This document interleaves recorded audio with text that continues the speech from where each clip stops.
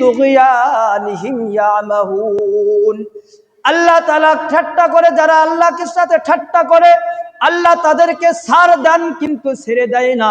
রাজা বাদশাদের অবস্থা হলো এমন, তারা মনে করে আমি যতই জুলুম করব, যতই অত্যাচার করব, যত মানুষকে খুন করব, কোনো মানুষ আমার প্রতিবাদ করতে পারবে না।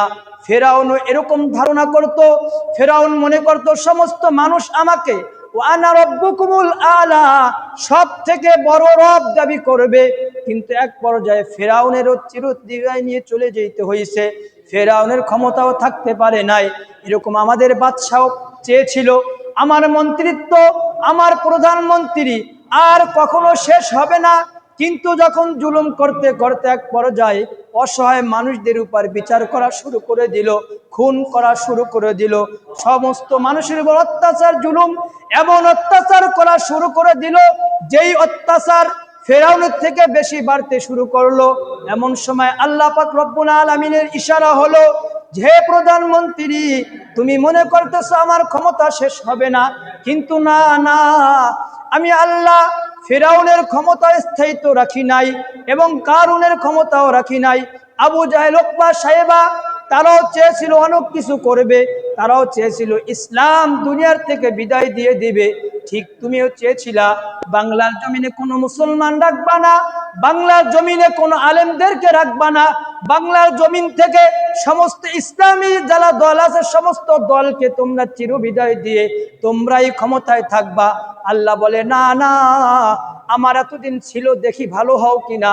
কিন্তু যখন ইশারা হয়ে গেল, আল্লাহ তাআলা বলেন, কুলিল্লাহুম্মা মালিকাল মুলকি তুতিল মুলকা মান তাশা ওয়া তানজিউল মুলকা মিম্মান তাশা ওয়া তুইজ্জু মান তাশা ওয়া তুদিল্লু মান তাশা বিয়াদিকাল খায়র।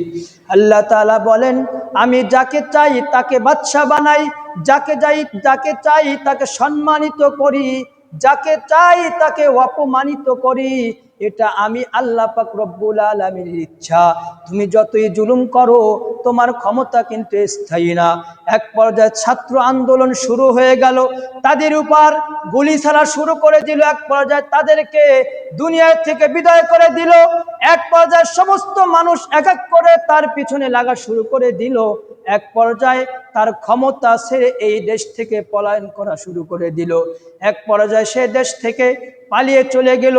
কিন্তু সে কখনো কল্পনাও করতে পারে নাই, বাংলার জমিনের মানুষ কখনো কল্পনাও করতে পারে নাই যে এই মন্ত্রী যতদিন পর্যন্ত দুনিয়ায় বেঁচে থাকবে ততদিন পর্যন্ত তার ক্ষমতা কোনোদিন শেষ হবে না। এমনকি অনেক আলেমও এরকম ভাবে তার উপর কথা বলেছে, যতদিন পর্যন্ত এই মন্ত্রীর হায়াত থাকবে ততদিন পর্যন্ত মানুষ কেমন ভাবে তৈরি করে রেখেছে তার ক্ষমতা কিন্তু টিকাই রাখবে। কিন্তু আল্লাহ চায় যেটা, মানুষ চায় যেটা, আল্লাহ করে তার বিপরীত। সরকার চেয়েছিল আমি আমার বাবার প্রতিশোধ নিব, সমস্ত মানুষ আমার কথায় চলবে, আমি এই দেশ থেকে ইসলামকে চিরতরের জন্য বিদায় দিয়ে দিব।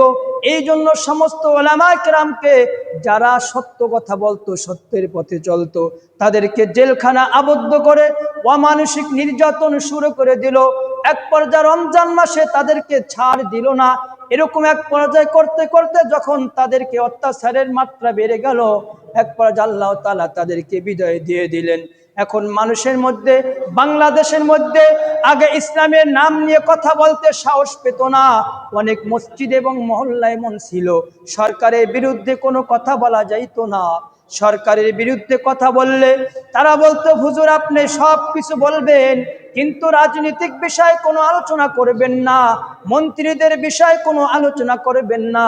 কিন্তু আল্লাহ তাআলা চেয়েছে এই বাংলার জমিনে এক সময় ইসলামী রাষ্ট্র কায়েম হবে, এক সময় ইসলামী রাষ্ট্র কায়েম হবে এবং এই বাংলার জমিনে এক সময় উলামায়ে কেরাম দেশকে চালাবে।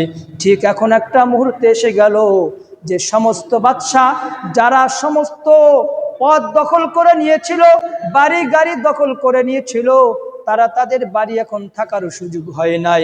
যেই উলামায়ে কেরামদেরকে তারা হাতছাড়া করতে চেয়েছিল, মারার জন্য অনেক প্ল্যান করেছিল, এক পর্যায়ে অনেককে শহীদ করে দিয়েছে তাদের ক্ষমতা টিকানোর জন্য, কিন্তু শেষ পর্যায়ে তাদের ক্ষমতা টিকাইতে পারল না।